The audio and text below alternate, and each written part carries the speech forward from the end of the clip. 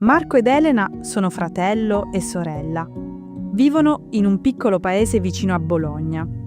Marco ha 32 anni ed Elena ne ha 30. Da bambini i due hanno sempre litigato. Marco voleva vincere in tutto. Anche Elena voleva essere la prima.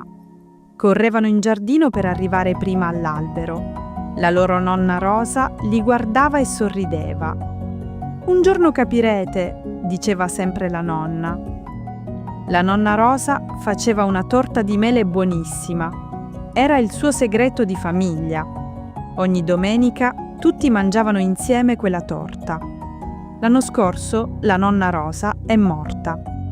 Marco ed Elena sono rimasti molto tristi. Dopo il funerale hanno aperto una vecchia scatola. Dentro c'era la ricetta della torta di mele. «Questa ricetta è mia», ha detto Marco. «No, la nonna voleva darla a me», ha risposto Elena. I due fratelli hanno cominciato a litigare di nuovo. Alla fine Marco ha preso la ricetta. Elena è tornata a casa arrabbiata. Per un mese i due non si sono parlati. Un sabato Elena ha deciso di provare da sola. Ha comprato le mele e ha acceso il forno. Ma non ricordava bene la ricetta. La sua torta è uscita dura e bruciata. Elena si è messa a piangere in cucina. Nello stesso momento Marco provava anche lui. Lui aveva la ricetta, ma qualcosa non funzionava. La torta di Marco non aveva il sapore della nonna. Marco ha capito una cosa importante. La nonna cucinava sempre insieme a loro due. Elena tagliava le mele e Marco mescolava. Il segreto non era solo la ricetta. Il segreto erano loro due, insieme. Marco ha preso il telefono e ha chiamato Elena.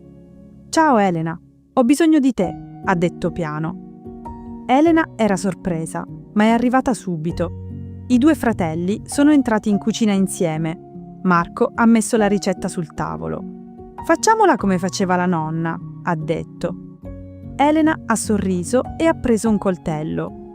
Lei ha tagliato le mele, come sempre. Marco ha mescolato la farina e le uova. Hanno parlato della nonna e hanno riso.